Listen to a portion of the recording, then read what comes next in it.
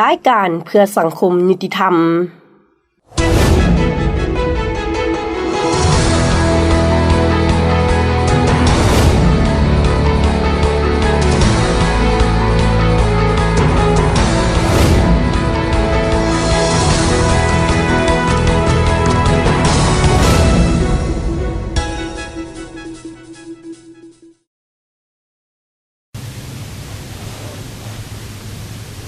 สบายดีท่านผู้ชมที่เคารพขอต้อนรับท่านผู้ชมทุกท่านเข้าสู่รายการเพื่อสังคมยุติธรรมออกอากาศเป็นประจำทุกวันอาทิตย์เวลา 19:30 20:00 น.และทุกวันจันทร์เวลา 10:30 11:00 น.ทางสถานีโทรภาพป้องกันความสงบและมาพบกันในมื้อนี้รายการของพวกเราก็ได้รวบรวมเอาข่าวการเคลื่อนไหวเวียกงานของแขนงการยุติธรรมใต้ศูนย์กลางลงฮอดท้องถิ่นที่สำคัญและน่าสนใจมานำเสนอให้ท่านผู้ชมได้ติดตามรับชมเราจะมาเริ่มต้นกันที่กองประชุมเผยแพร่เสื่อมซึมบรรดาคำสั่งคำแนะนำเกี่ยวกับการกะเกี่ยมและจัดตั้งดำเนินกองประชุมใหญ่ของพรรค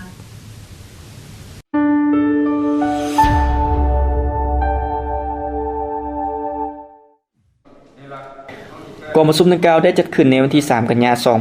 2019 ที่ห้องประชุมใหญ่ของกระทรวงยุติธรรมโดยการให้เกียรติเป็นประธานและเผยแพร่เอกสารโดย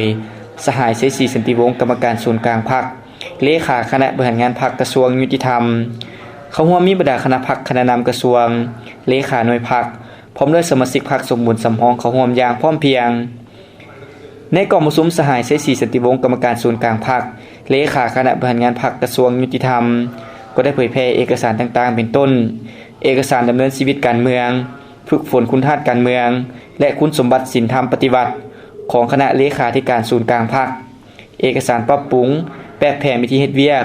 และยกสูงความสามารถในการนำพาของคณะพรรคขั้นต่างๆและคำแนะนำบ่ด้วยการแก้เกี่ยมดำเนินกองประชุมให้องค์คณะพรรคกระทรวงองค์การแขวงนครหลวงองค์คณะพรรคเมืองนครและรากฐานพรรคในขอบเขตทั่วประเทศบทแนะนำของคณะบริหารงานพรรคกระทรวงว่าด้วยการแก้เกี่ยมกองประชุมใหญ่หน่วยพรรคและองค์คณะพรรคกระทรวงครั้งที่ 5และเสื่อมซึมมติกรมการเมืองศูนย์กลางพรรคว่าด้วยมาตรฐานของพนักงานนำพาคุ้มครองและเอกสารอื่นๆที่สำคัญจำนวนหนึ่งจุดประสงค์ก็เพื่อเป็นการสร้างความรับรู้เข้าใจให้แก่บรรดาสมาชิกพรรคทั่วองค์คณะพรรคกระทรวงยุติธรรมเพื่อรับประกันให้แก่การกะเกี่ยมและดำเนินกองประชุมใหญ่ของบรรดาหน่วยพรรคและองค์คณะพรรคกระทรวงได้ดำเนินไปอย่างถูกต้องตามกฎระเบียบพรรคทั้งมีความเป็นเอกภาพทางด้านเนื้อในทัศนะและวิธีการในการจัดตั้งการดำเนินชีวิตการเมืองและกองประชุมใหญ่ของพรรคเพื่อให้พรรคมีความปลอดใสเข้มแข็งนักแน่นยกสูงความสามารถนำพาของคณะพรรคคณะหน่วยพรรคให้สุขคู่กับหน้าที่การเมืองในระยะใหม่พร้อมรับประกันความสามัคคีเป็นเอกภาพสูงภายในพรรคในตอนท้ายของกองประชุมก็ได้มีการมอบบัตรสมาชิกพรรคสมบูรณ์ให้แก่สมาชิกพรรคจำนวน20สหายหญิง5สหายให้เกียรติมอบโดยสหายเสรีสันติวงศ์กรรมการศูนย์กลางพรรคเลขาคณะบริหารงานพรรคกระทรวงยุติธรรมท่านรัฐมนตรีกระทรวงยุติธรรมแห่งสาธารณรัฐประชาธิปไตยประชาชนลาวตอนรับการเข้าเยี่ยมคำนับของท่านรองผู้อำนวยการสถาบันยุติธรรมแห่งสาธารณรัฐสังคมนิยมเวียดนามและท่านประธานศาลประชาชนสูงสุดแห่งสาธารณรัฐกุยบาในตอนเช้าของวันที่30สิงหาคม2019อยู่ที่ห้องรับแขกของกระทรวงยุติธรรมท่านไสศรีสันติวงศ์รัฐมนตรีกระทรวงยุติธรรมแห่งสาธารณรัฐประชาธิปไตยประชาชนลาวให้เกียรติต้อนรับการเข้าเยี่ยมคำนับของท่านเจืองเทโกนรองผู้อำนวยการสถาบันยุติธรรมสาธารณรัฐสังคมนิยมเวียดนามพร้อมด้วยคณะจุดประสงค์ในการเข้าเยี่ยมคำนับท่านรัฐมนตรีกระทรวงยุติธรรมในครั้งนี้เพื่อเป็นการรายงานสภาพการจัดตั้งปฏิบัติบรรดากิจกรรมของโครงการช่วยหนุนสถาบันยุติธรรมลาวในระยะผ่านมารายงานมาผลของกองประชุมประกอบคำคิดเห็นใส่ห้างหลักสูตรรายวิชาก่อสร้างและสารบานประมวลเอกสารฝึกอบรมภายใต้โครงการช่วยหนุนสถาบันยุติธรรมลาวและรายงานคาดหมายสู่ชนในต่อหน้าเพื่อเฮ็ดให้การเคลื่อนไหวจัดตั้งปฏิบัติโครงการให้มีประสิทธิภาพประสิทธิผลและบรรลุตามแผนการของโครงการวางออกในตอนบ่ายของวันเดียวกันท่านไสศรีสันติวงศ์รัฐมนตรีกระทรวงยุติธรรม ก็ได้ให้เกียรติต้อนรับการเข้าเยี่ยมคำนับของท่านลูเบนเลมิจิโอเฟโลประธานศาลประชาชนสูงสุดแห่งสาธารณรัฐกุยบาพร้อมด้วยคณะในโอกาสเดินทางมาเยี่ยมยามและเฮ็ดเวียกอยู่สาธารณรัฐประชาธิปไตยประชาชนลาวท่านไซซีสันติวงศ์รัฐมนตรีกระทรวงยุติธรรมก็ได้แสดงความยินดีต้อนรับและตีราคาสูงต่อท่านประธานศาลประชาชนสูงสุดที่ได้นำพาคณะมาเยี่ยมคำนับและรายงานจุดประสงค์ของการเฮ็ดเวียกอยู่สปป.ลาวในครั้งนี้ซึ่งเป็นการประกอบส่วนอันสำคัญเข้าในการฮัดแน่นสายพัวพันมิตรภาพและการร่วมมือในหลายโครงเขตเว้ารวมเฉพาะโครงเขตยุติธรรมที่มีมาแต่ดนนานนั้นให้นับได้รับการเพิ่มพูนคุณสร้างและพัฒนาไปสู่บาทกาวใหม่ในโอกาสเข้าเยี่ยมคำนับท่านดูเบนเลมิจิโอเฟโลก็ได้แสดงความขอบใจต่อท่านรัฐมนตรีกระทรวงยุติธรรมที่ได้ให้การต้อนรับอันอบอุ่นพร้อมเดียวกันนี้ท่านรัฐมนตรีก็ได้แสดงความขอบใจและอวยพรให้ท่านพร้อมโดยคณะจงประสบผลสำเร็จในการเคลื่อนไหวเฮ็ดเวียกอยู่สปป.ลาวในครั้งนี้จากข่าวของศูนย์กลางเฮาจะมาต่อกันที่ข่าวของท้องถิ่นซึ่งในนี้เฮาจะมาเบิ่งกันที่หน่วยพักแผนกยุติธรรมแขวงหัวพันสำเร็จกองประชุมใหญ่ครั้งที่4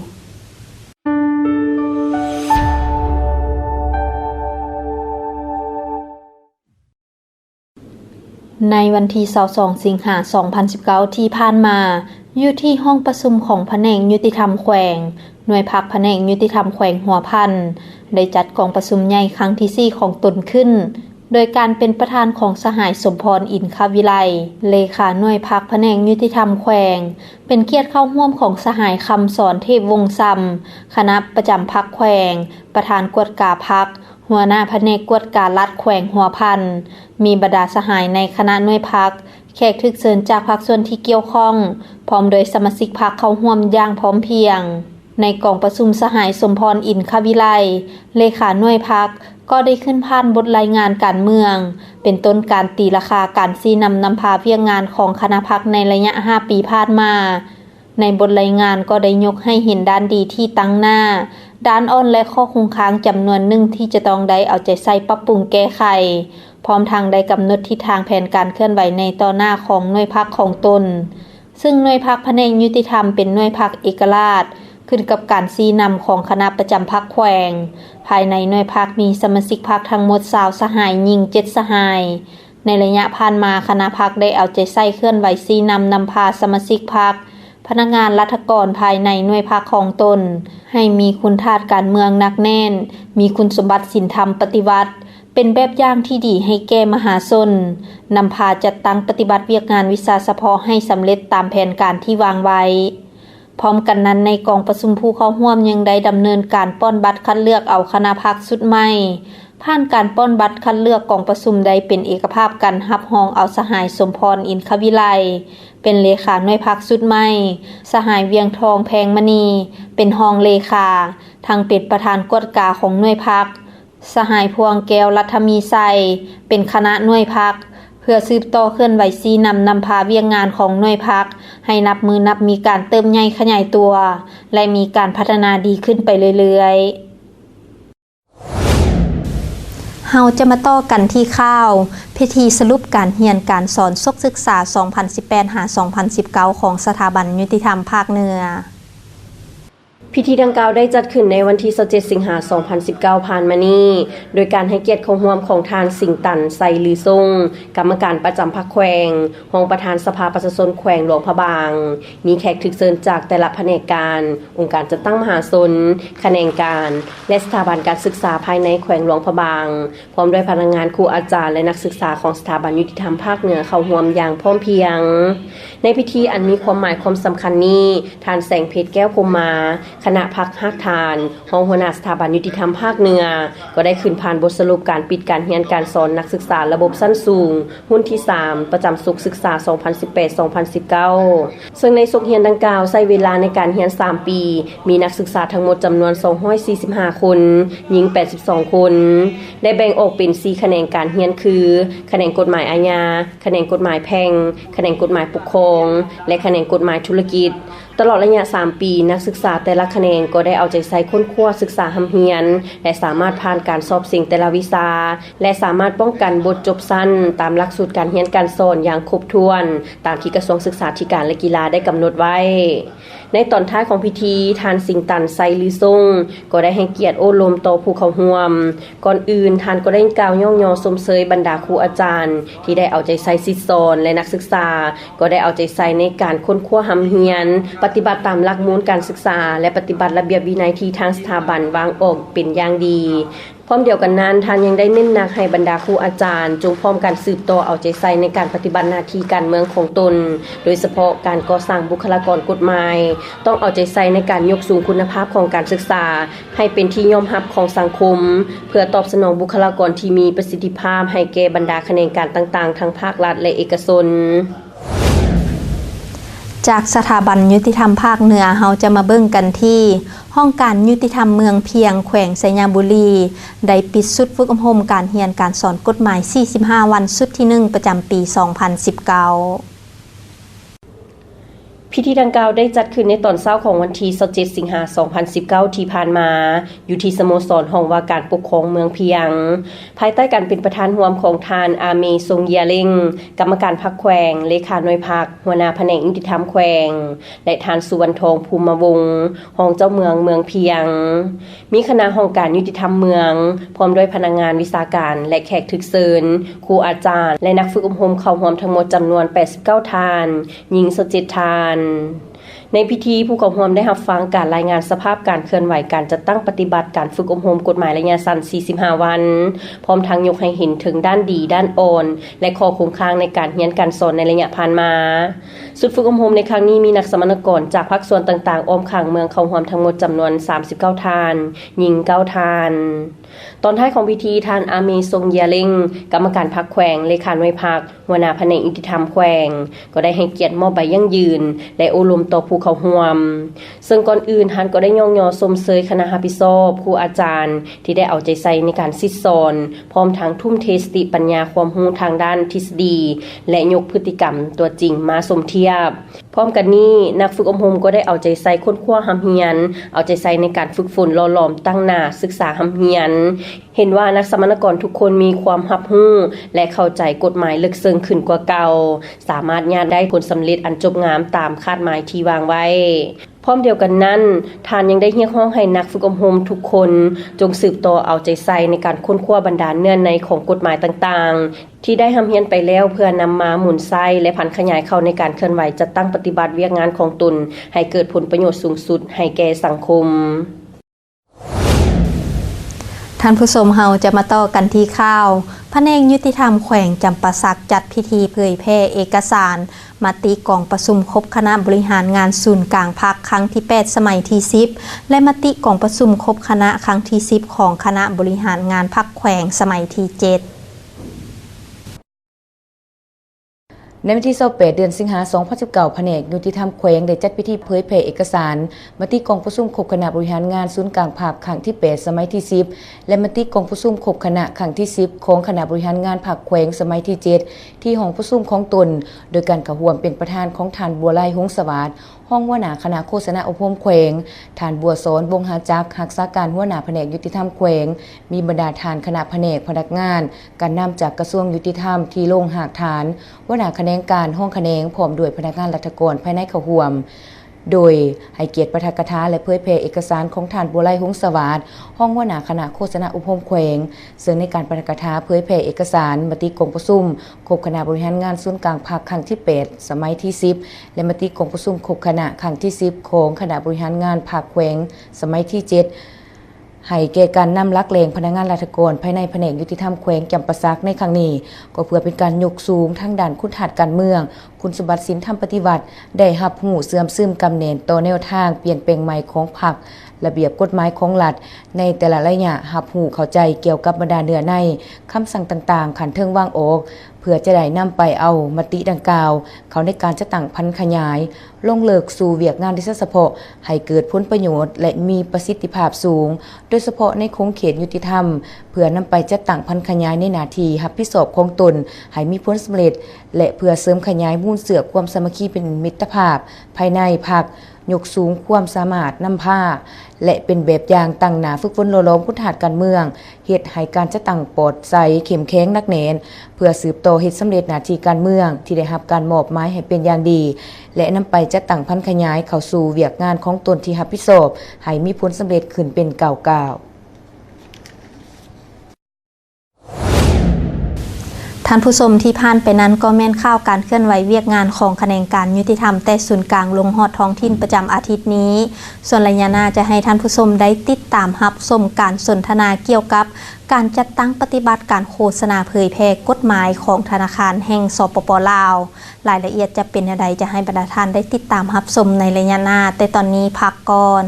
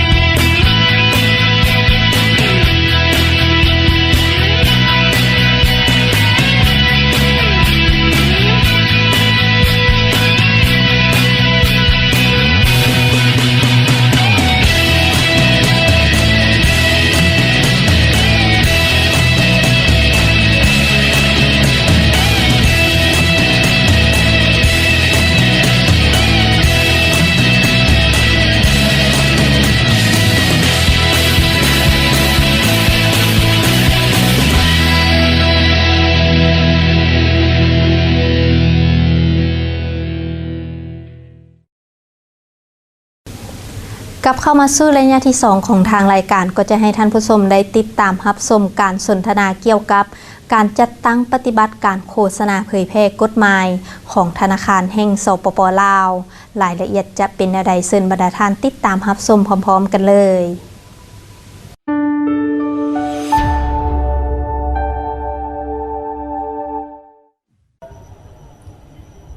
สบายดีท่านผู้ชมที่เคารพยินดีต้อนรับทานเข้าสู่รายการสนทนาท่านผู้ชมในที่ผ่านมาท่านผู้ชมได้รับชมบทละครสั้นที่มีเนื้อในเกี่ยวกับการเข้าถึงการบริการของการช่วยเหลือทางด้านกฎหมายของกระทรวงยุติธรรมของพวกเขาหวังยิ่งว่าท่านผู้ชมจะได้รับรู้และเข้าใจเวียกงานดังกล่าวหลายขึ้นกว่าเก่าและสำหรับที่นี้ทางรายการของเขาจะสนทนาเกี่ยวกับการโฆษณาเผยแพร่กฎหมายและการจัดตั้งปฏิบัติกฎหมายไปด้วยธนาคารแห่งสปป.ลาวซึ่งได้รับเกียรติอย่างสูงจากท่านไซลือซาภูญยวงศ์ว่าการหัวหน้ากลุ่มนิติกรรมธนาคารแห่งสปป.ลาวซึ่งท่านจะมาให้รายละเอียดต่อกับเวียกงานดังกล่าวจะเป็นอะไรนั้นมาพบกับท่านกันเลยเจ้าสวัสดีครับสบายดีเจ้าในโอกาสที่ท่านได้มาร่วมสนทนากับทางรายการของเราในวันนี้เนาะแต่ถามทว่าในปัจจุบันนี้ธนาคารแห่งสปป.ลาวของพวกเรามีกฎหมายที่อยู่ในความรับผิดชอบของตัวเองจากฉบับเนาะและในระยะผ่านมามีการโฆษณาเผยแพร่กฎหมายคือแนวใดต่อกับบรรดากฎหมายที่ติดพันโดยเฉพาะแม่นกฎหมายไปด้วยธนาคารแห่งสปป.ลาวมีท่านครับส่วนก่อนอื่นก็ขอขอบใจมาอย่างรายการของพวกเราเป็นอย่างยิ่งเนาะแล้วก็ขอขอบใจมาอย่างทางกระทรวงยุติธรรมที่ให้โอกาสข้าพเจ้าได้ตั้งหน้าธนาคารแห่งสปป.ลาวเนาะได้มาร่วมรายการแล้วก็ให้ข้อมูลบางด้านให้แก่สังคมซึ่งว่าเกี่ยวข้องกับกฎหมายและนิติกรรมของพวกเขานี้ก็มีหลายอยู่ธนาคารแห่งสปป.ลาวเฉพาะกฎหมายหันพวกเขาก็มีอยู่6ฉบับในนั้นหันก็มีกฎหมายว่าด้วยธนาคารแห่งสปป.ลาวนี้ซึ่งก็เป็นกฎหมายแม่หรือว่าเป็นธรรมนูญของคณะการธนาคารซึ่งได้กำหนดที่ตั้งพระบทบาทมันสำคัญให้แก่การเคลื่อนไหวเวียกงานของธนาคารรองลงมาก็เป็นกฎหมายว่าด้วยธนาคารธุรกิจซึ่งว่าเป็นนิติกรรมที่สำคัญในแก่ภาคธุรกิจการธนาคารนี้เนาะฉะนั้นเฉพาะเรื่องการโฆษณาเผยแพร่กฎหมายพวกเขาเนาะระยะผ่านมานี่ก็พวกเขาก็ได้เห็นหลายรูปหลายสีเนาะโดยเฉพาะที่ว่ากรมนิติกรรมของธนาคารได้รับการสั่งตั้งในปี 2018 คือปีกายนี้ฮะเนาะซึ่งว่าเป็นกลุ่มที่แยกออกจากโครงการของธนาคารพวกเขาก็ได้จัดตั้งการโฆษณาเผยแพร่ภายหลังที่ว่าทางสภาแห่งชาติได้พับห้องประธานประเทศ ได้เซ็นประกาศใส่แล้วพวกเขาก็ได้พิมพ์เป็นปึ้มซึ่งมีทั้งภาษาลาวและภาษาอังกฤษเนาะเพื่อให้มวลชนได้รับรู้ครับทราบเข้าใจทั้งภายในและต่างประเทศทั้งหลายเนาะให้สามารถเข้าใจได้และพร้อมกันนั้นก็ทางบรรดาภาคส่วนที่เกี่ยวข้องก็คือธนาคารนี่แหละนะครับบรรดามวลชนที่ใช้บริการธนาคารต่างๆนี้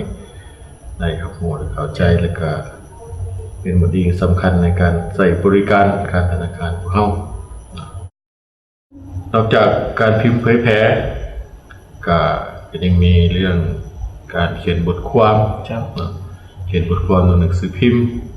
ในหัวข้อที่สังคมสนใจแล้วพวกเขาก็ได้เอามาพันขยายหรือว่ามาให้ความกระจ่างแจ้งแก่มวลชนเห็นบทความต่างๆกับบ่ได้หมายว่าจะเขียนหมดดอกเอาจากหัวข้อใดหัวข้อหนึ่งของมาตรากฎหมายที่เกี่ยวข้องกับตัวอย่างว่าเรื่องการปล่อยสินเชื่อก็สิเนาะหรือว่าเรื่องการต้านการฟอกเงินการสนองคืนแก่การขอกันให้มันเป็นอะไรเราก็ได้เขียนลงหนังสือพิมพ์บทความซึ่งว่ามีแผนกหนึ่งของธนาคารเป็นผู้สอบด้วยกงนอกจากนั้นพวกเราก็ได้จัดตั้งเผยแพร่เป็นกองประชุมสัมมนาซึ่งว่าเฮ็ดอยู่ศูนย์กลางแน่เฮ็ดอยู่ท้องถิ่นแน่ส่วนกลางก็แม่นอยู่ธนาคารแห่งสปปลาวเองเนาะอยู่ท้องถิ่นก็เฮ็ดอยู่ในสาขาของธนาคารซึ่งว่ามีอยู่ทางภาคเหนือก็มีอยู่3แห่งคืออุดมไซหลวงพระบางและเชียงขวางเนาะแต่ทางภาคกลางภาคใต้ก็มีอยู่สวนเขตกับจังหวัดสระคันเจ้านั่นก็เป็นบรรดาผลสำเร็จเนาะในการโฆษณาเผยแพร่กฎหมายการจัดตั้งปฏิบัติกฎหมายโดยเฉพาะเป็นกฎหมายมาด้วยธนาคารแห่งสปปลาวของพวกเขาเนาะในระยะผ่านมาแล้วการเคลื่อนไหวเรียกงานก็คือการโฆษณาเผยแพร่กฎหมายการจัดตั้งปฏิบัติกฎหมายว่าด้วยธนาคารแห่งสปปลาวของพวกเขานี้ในระยะผ่านมามีข้อสะดวกข้อยุ่งยากคือแนวใดนะการโฆษณาเผยแพร่กฎหมายของเขานี้เนาะก็มันมีทางข้อสะดวกและก็มีทางข้อยุ่งยากซึ่งว่าข้อสะดวกของพวกเขานี้ภายหลังที่เขาแยกมาเป็นกรมแล้วเนาะก็มีกรมจักรที่รับผิดชอบโดยกรมคือว่ามีแผนกโฆษณาเผยแพร่กฎหมายของกรมเนาะเป็นผู้จัดตั้งปฏิบัติอันที่2นี้ก็เนื่องจากว่าพวกเขาเป็นองค์การเท่ากระทรวงเนาะก็มีสายผูกพันกับแผนกการของรัฐบรรดากระทรวงการต่างๆหรือว่าทางหนังสือพิมพ์ของปกส.ของเขาอันนี้ก็ขอบใจทางหนังสือพิมพ์ปกส.ที่ว่าอำนวยความสะดวกให้พวกเขาอีกด้านหนึ่งนะซึ่งพวกเขาก็สามารถเขียนบทความบทยังลงไปอยู่ในมาเผยแพร่ทางหนังสือพิมพ์การปกส.ได้เนาะแล้วก็มีทางหนังสือพิมพ์ของรัฐอื่นๆที่ว่าอำนวยความสะดวกให้พวกเขาที่ประชาชนประเทศลาวสิพวกเขาก็สามารถลงได้ในเวลาที่มีกฎหมายออกมาใหม่เรื่องงบประมาณนี้ก็แน่นอนก็มีข้อจำกัดหน่อยนึงเนาะมีข้อจำกัดหน่อยนึงอันนี้สำหรับข้อยุ่งยากอื่นๆนี้เนาะก็คือเรื่องบุคลากรพวกเขากับยังไม่แน่บางเรื่องงานพวกเขาก็บ่สามารถจะปฏิบัติได้ตัวอย่างว่าเป็นรายการวิทยุว่าสินะเป็นรายการวิทยุเฮาก็ยังได้พึ่งพาภาคส่วนอื่นอยู่เนาะพึ่งพาภาคส่วนอื่นที่จะเฮ็ดรายการให้เฮาแต่แน่นอนว่าท่านผู้ฟังก็อาจจะมีข้อคิดเห็นหรือว่ามีข้อคิดต่อรายการวิทยุดังกล่าวซึ่งว่าพวกเขาก็เห็นได้ความยุ่งยากอยู่ในจุดนั้นเนาะนั่นก็เป็นการเคลื่อนไหวในการโฆษณาเผยแพร่กฎหมายการจัดตั้งปฏิบัติกฎหมายว่าด้วยธนาคารแห่งสปปลาวของพวกเขาเนาะนอกนั้นก็เป็นข้อสะดวกข้อยุ่งยากในการเคลื่อนไหวในงานดังกล่าวนี้เนาะต่อกับปัญหาต่อกับสถาบันการเงินที่ระดมทุนเนาะ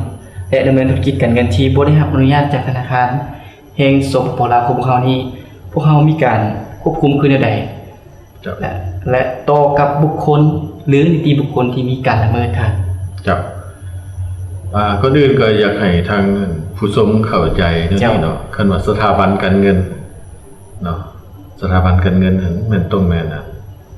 ว่าหน่วยที่ได้รับอนุญาตจากธนาคารแห่งสปปลาวในการดำเนินธุรกิจเนาะ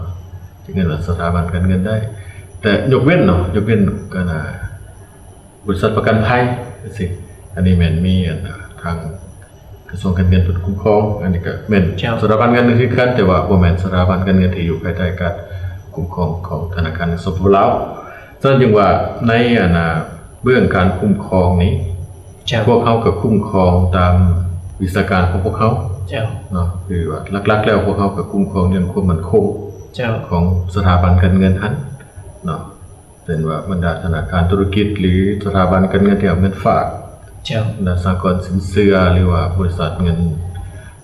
เสาสินเชื่อพวกนี้เขาจะเบิ่งทางด้านความมั่นคงหลายกว่าสำหรับที่เกี่ยวข้องกับการระดมทุนถึงว่ามีปัญหาในระยะผ่านมานี้บ่อยากยกเป็นสื่อเฉพาะจากสังคมสิเข้าใจแล้วที่จริงแล้วบ่แม่นสถาบันการเงินเนาะเป็นบริษัทส่วนบุคคลแต่เฮ็ดหน้าที่เกินสิทธิขอบเขตของตนที่ได้รับจากภาคส่วนที่เกี่ยวข้องเนาะก็คือทางคณะการอุตสาหกรรมการค้าที่ได้อนุญาตให้ผู้เกี่ยวดำเนินธุรกิจเฉพาะได้หนึ่งคือคณะการเกษตรกรรมพันธุ์นอกแต่ว่าผู้เกี่ยวไประดมทุนที่มีลักษณะคงขวางคือกับสถาบันการเงินเนาะพวกเขาได้ร่วมมือกับกระทรวงอุตสาหกรรมการค้าแผนกการค้านครหลวงได้ลงแก้ไขทางการเงินก็ได้แต่งตั้งคณะเฉพาะกิจลงแก้ไขปัญหานี้เนาะต่อปัญหาดังกล่าวนี้เนาะสำหรับกรณีที่คล้ายคือกันอื่นๆนั้นพวกเขาทางกรมเกี่ยวข้องของธนาคารแห่งสปปลาวนั้นก็มีระเบียบการเฉพาะเนาะมีระเบียบการเฉพาะคือว่าตั้งแต่พี่แหละตั้งแต่การออกอนุญาตให้ดำเนินธุรกิจเนาะก็ต้องได้ผ่านกรมคุ้มครองสถาบันการเงินเนาะถ้าแม่นสถาบันการเงินถ้าแม่นธนาคารธุรกิจก็ต้องได้ผ่านการอนุญาตหรือว่าผ่านระเบียบการต่างๆซึ่งว่ากรมคุ้มครองธนาคารธุรกิจเป็นเจ้าการในการดำเนินการเนาะบัดนี้ต่อกันกับผู้ที่เฮ็ดบ่ถูกต้องนั้นต่อไปนี้ทางการเงินก็ได้มอบให้คะแนนการเกี่ยวข้องเนาะมันเกี่ยวข้องกับภาคส่วนใดจะเป็นภาคส่วนนั้นเป็นผู้เป็นเจ้าการเนาะในการแก้ไขซึ่งว่ามันเกี่ยวข้องกับการรับฝากเงินบ่ปล่อยสินเชื่อบ่ที่บ่ถูกต้องตามกฎหมายหรือว่าระดมทุนที่บ่ถูกต้องตามกฎหมายก็ซึ่งธนาคารสปปลาวพวกเขานี่แหละกรมเกี่ยวข้องนอกจากนั้นก็มีสำนักงานคุ้มครองหลักทรัพย์และตลาดหลักทรัพย์เนาะเป็นผู้คุ้มครองเรื่องการระดมทุนพวกนี้ซึ่งกับภาคส่วนดังกล่าวก็จะเฮ็ดหน้าที่ถ้าว่ามีการระดมทุนที่บ่ถูกต้องมาสมทบกับธนาคารสปปลาวพวกเขาในการแก้ไขและในสุดท้ายนี้อยากให้ท่านฝากคำคิดคำเห็นถึงทางประสงค์เกี่ยวกับการนำใช้หรือการรักษาเงินกีบที่ถูกต้องท่านต่อกับการรักษาใบเงินนี้เราจะให้ทางท่านผู้ชมที่กำลังชมโทรภาพของพวกเขานี้เข้าใจว่าใบเงินในมือของพวกท่านนั้นมีต้นทุนในการพิมพ์ที่มีต้นทุนสูงสมควรฉะนั้นเหตุใดให้ใบเงินของพวกเขาจราจรในหลายหอบจราจรในหลายหอบก็แม่นหน้าที่ของทุกคนเนาะเหตุใดให้เฮาเป็นเจ้าการนำกันเช่นว่าเวลาเฮ็ดบุญนี้ก็หลีกเลี่ยงนั่นแหละการหยิบเงินหยิบเงินเป็นตองเป็นหอยเป็นสอยนะ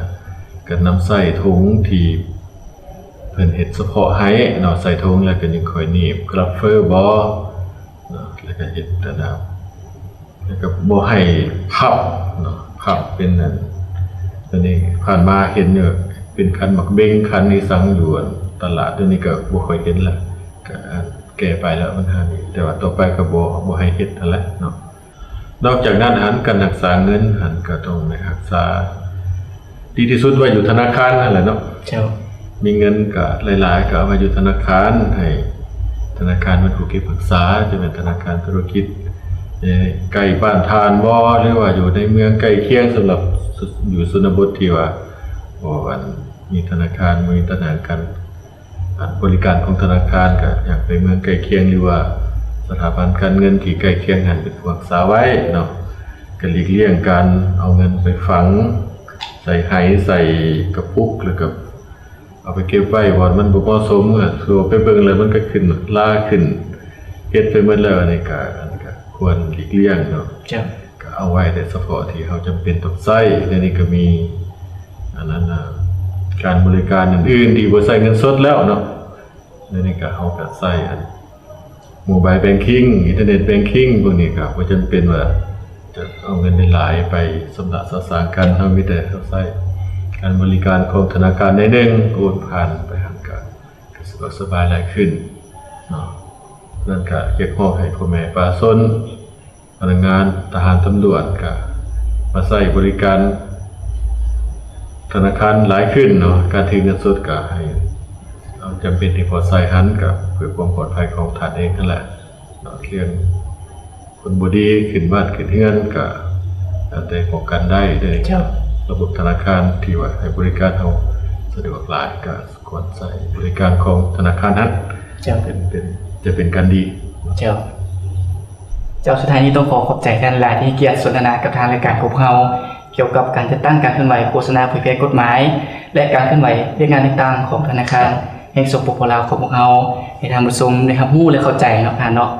และหวังยิ่งว่าโอกาสหน้าท่านจะร่วมสนทนากับทางรายการของเราตื้ออีกเกี่ยวกับปัญหาดังกล่าวเนาะท่านเนาะและในโอกาสนี้ขอพรให้ท่านจงมีสุขภาพแข็งแรงสืบต่อสิ่งนำพาเรื่องงานดังกล่าวให้ประสบผลสำเร็จอันใหม่ใหญ่หลวงของเก่าขอบใจท่านขอบใจทำส้มระยะการสนทนาสำหรับที่นี้ของพวกเขาได้หมดเวลาลงแล้วมอนี่ผู้ดำเนินรายการขอลาท่านผู้ชมไปก่อนสบายดี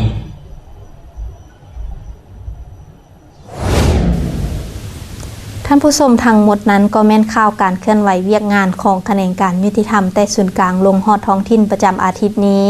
และการสนทนาเกี่ยวกับการจัดตั้งปฏิบัติการโฆษณาเผยแพร่กฎหมายของธนาคารแห่งสปป.ลาวที่ทางรายการได้นำมาเสนอให้ท่านผู้ชมได้ติดตามรับชม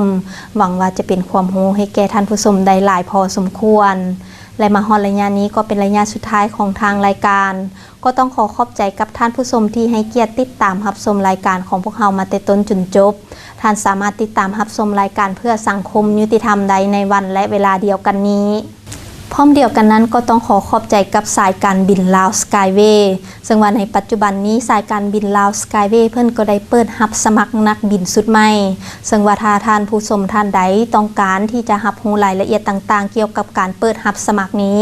ก็สามารถติดต่อสอบถามได้ตามเบอร์โทรที่ขึ้นหน้าจออยู่ในตอนนี้และมาฮอดนี้ผู้ดำเนินรายการศิประภัยเพชรปทุมมาพร้อมด้วยทีมงานต้องขอลาไปก่อนพบกันใหม่อาทิตย์หน้าสบายดีฝากเกินวัน